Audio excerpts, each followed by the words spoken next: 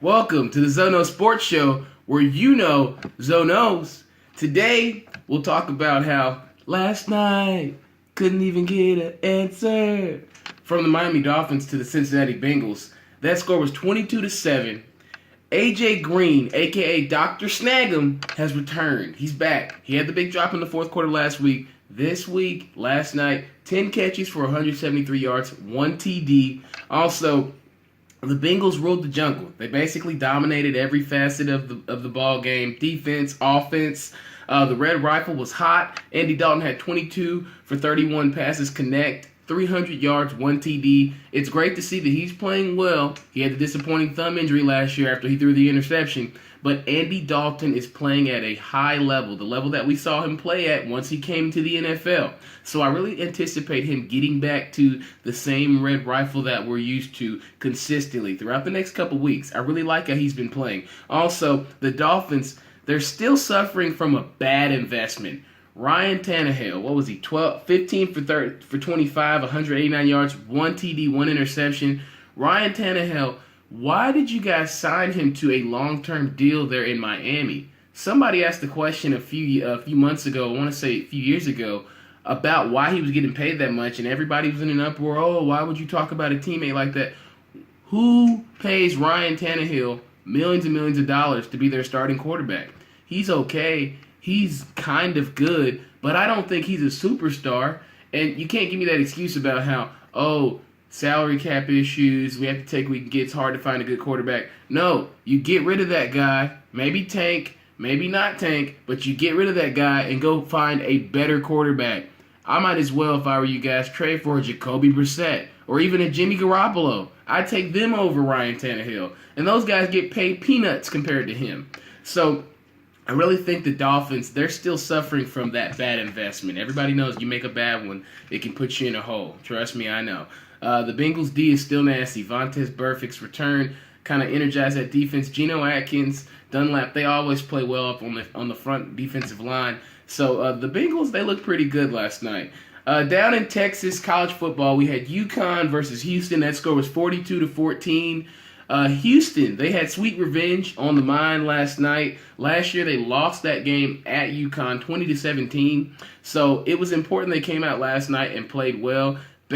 Butt spankings were passed out all across the field in Texas last night when the dogs take on the cats. And the cats are actually the ones that did the butt spanking, might I add. Also, Greg Ward Jr. had career highs in passing, 389 yards, almost 400, 5 TDs, 3 through the air, 2 on the ground.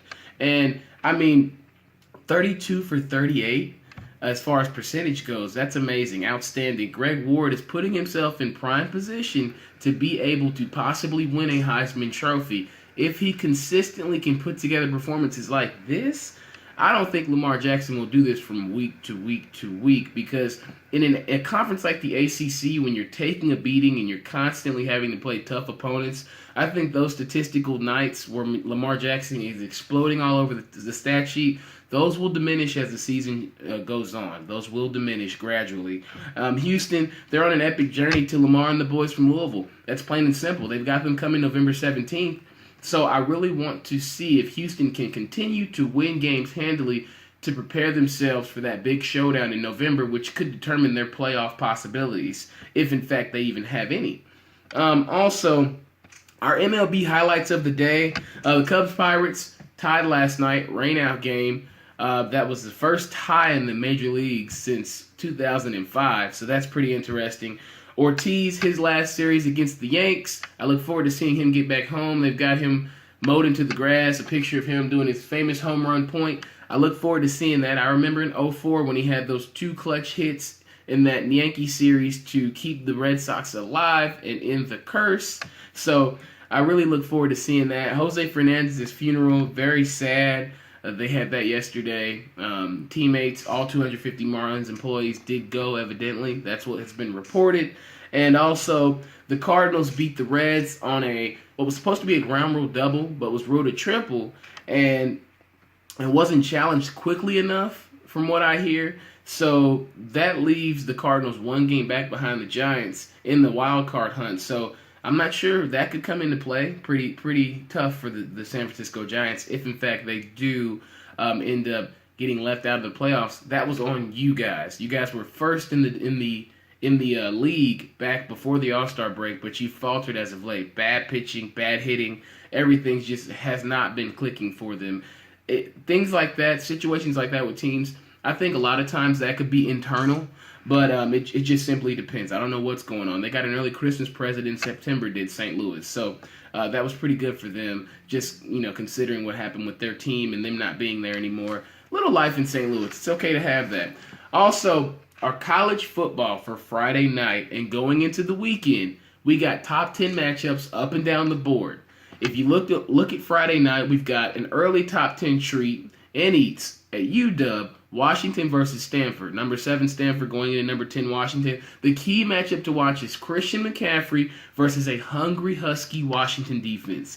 They've got men and athletes in the secondary who can run. With McCaffrey, they will come up and hit him. I guarantee there's been an emphasis. They had an overtime game last week, did Washington, against Arizona at Arizona, which I think a little bit of that could have been them looking ahead to this game. But trust me, I don't think 6 days off will keep these guys from getting up for Christian McCaffrey and the Cardinal. Jake Browning, you're like a comet that is rising, passing by through the sky.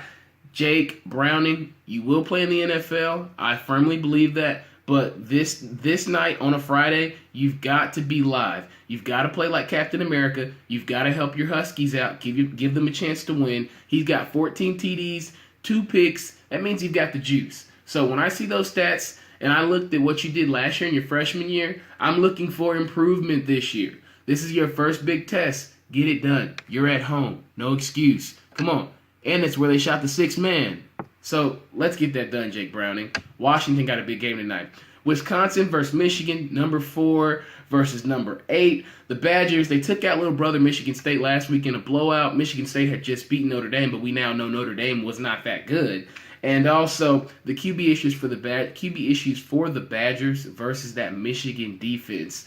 Now, I'm not sure if they're going to stay with Hornibrook or they're going to go back to Houston. Looks like they may stay with Hornibrook, but I think the Michigan D will force Wisconsin to make some decisions on offense and have better play calling because, yes, their defense is good, but I don't think they'll just hold down the Michigan offense.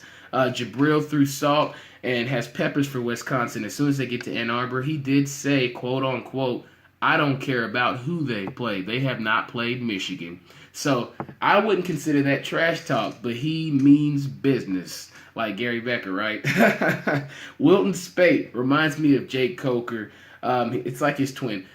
Jake Coker played well enough to win them a championship at Alabama, plays well enough to win a game, but Wilton Speight is not a star quarterback. He's not somebody who's going to put up major lightning bolt statistics that's going to leave your eyes hanging out of your head. Wilton Spate's pretty average to me, but because that Michigan defense and Jabril Peppers is backing him up, I think it gives him confidence to play decent enough for them to win games. Louisville versus Clemson, number 3 versus number 5. All I see is fireworks. I really like both of these unbeaten teams in the ACC. You got Clemson, the constant mainstay of that top of the division portion of the conference, and then you've got Louisville. Fresh to the ACC last couple years, really trying to make their mark, make their footprints. They did it in Conference USA. They did it in the Big East. They did it in the AAC. Can they do it in the ACC? We'll have to see. I think the X factor is Clemson's defense. Ben Boulware, he's at linebacker. I really look forward to him running from side to side. I want to see what his speed's like. I haven't really watched him as far as a speed perspective goes, but I know he's a tough guy. He can handle everything in the box, but Louisville's going to force this Clemson defense to run back and forth.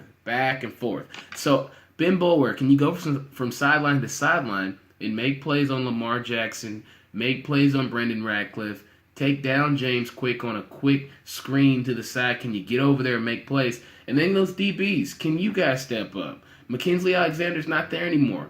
So I really look forward to seeing the Clemson defense versus that Louisville offense. Can Louisville dodge haymakers and handle adversity in Death Valley? Because it'll happen. Lamar hasn't had crazy fumbles and he hasn't thrown crazy interceptions. But, I mean, Louisville. It's this Death Valley. It's a big game. It's their first big road game. I've been saying all year they will get challenged at some point. They haven't played anybody as of yet. And the reason I say they haven't played anybody as of yet, they played a Florida State team that was okay, but we've seen in recent weeks that they're really not that good. And especially after what Louisville did to them, that lets us know that Louisville has not really played any formidable opponents. FSU is their best one, but you saw what they did to them, and you saw what's been happening with FSU, even though they had the bounce-back game against South Florida. So, Deshaun, he must protect his house. He's got to do what he's got to do there so that Louisville does not come in, get that win against Clemson. Clemson remains in the top 5 if they get this win and should move up. Louisville shouldn't drop out of the top 10 because I'm assuming this will be a close game. Also, other big games on tap that we have: Tennessee versus Georgia. Haven't won there since 2005. Oklahoma and Clemson. Oklahoma versus TCU. And Memphis versus Ole Miss. Memphis beat Ole Miss last year at home. They've got to go to the Grove this year. Memphis 3-0, undefeated, but I don't think they're the same team as last year. No Paxton Lynch. Lost a few players on defense. So this is really quality versus quantity. I mean, Memphis may have more wins, but Ole Miss has played the better schedule, the more tougher opponents. They played Alabama close at home. They played Florida State close. They were up on them. Came back. Florida State came back in that game, beat Ole Miss. Ole Miss should win this game. I think they're the much better team. They play better competition. NFL big dogs on Sunday. Bills versus the Pats. Who will play QB for Bill? Will it be Master Splinter, Tommy Pickles, or Gumby? I don't know. You guys tell me. I mean, Rex and Rob, they're always running it. In my opinion, they need to run a little more, if you ask me. But hey, that's none of my concern. But I will say that Rex has been poking at the fence. And when you poke at a tiger, Rex, be prepared about what could happen, okay? Now, Indominus Rex from the movie Jurassic World, he did lose in that movie. Do you know that? T-Rex came in and did his thing. And I think in this case, you're Indominus and Bill's T-Rex. Just saying. The Hood has a system. And Tyrod, I think he'll be Tyrod. He plays well at home sometimes. He plays good sometimes. But I think Bill Belichick knows how to defend Tyrod Taylor. You take away his running lanes, force him into a secured pocket where he's got to stay in there and throw the ball. He'll get frazzled. He'll run around, spin, get sacked maybe, fumble the ball a few times. I think the Bills will get handled by the Patriots in Foxborough. Then Tom Brady comes to the rescue next week. Also, the Panthers versus the Falcons. Come on, Dab Daddy. You're at the crib. Let's see what Cam Newton does. The Falcons are scoring like Wilt Chamberlain. The Panthers must protect the ball first. Cam Newton, you've been challenged the last couple weeks. You guys are 1-2. The Falcons are 2-1, leading that division. Now, you've got to go into Atlanta, handle business so you can even everything up. Also, the Rams versus the Cardinals. Tale of two cities with these records. Rams are 2-1, Cardinals 1-2. But I think the Cardinals are a much better team. They're playing better in statistically in most categories. Only one that I think I saw that they're losing in to the Rams is average rushing yards they're giving up per game. So I don't think the Rams are that good. Don't be fooled by this 2-1 record. I think by the end of the year, that winning record probably won't get over 6 or 7, honestly. So I'm not going to sit here and say the Rams are a great team because they beat the Seahawks with a banged-up Russell Wilson, and they got the fumble at the end. So also the Cardinals, they've played not great. I think they played okay at times. They really gave up that game against the Patriots. I'm not sure what happened in Buffalo, but they'll get on track. They usually get on track after a loss. Bruce Arians a tough coach. He'll have them ready to go. Other games in the NFL that'll be this weekend: Colts versus Jags, stink bowl there. Andrew Luck, what are you going to do, sir? Blake Bortles, what are you going to do, sir? You're 0-3. Keep your job, man, because this may be your last year there if you don't. Seahawks versus Jets. Russell, hope he doesn't go. That knee's bad. He shouldn't go. We'll see what the Seahawks do. Broncos versus Bucks. Jameis, are you really famous yet? This is a big-time defense coming to your crib, Jameis. Can you play well? Can you play like the guy at Florida State? Can you play like the guy that's been playing the last few weeks? You lost to the Rams. Was that a look ahead to the Broncos? I'm not sure.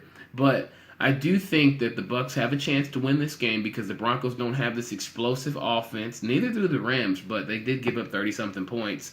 But I look forward to seeing what Jameis can do against a team with a defense like this, because Jameis, I think he's got a lot of potential, but he's got to win games like this to put himself in that same conversation as people like Carson Wentz, who's a rookie, as people like Andrew Luck, who've gotten that over the course of the last few years but don't really deserve it. Jameis, you've got to win a game like this and play well.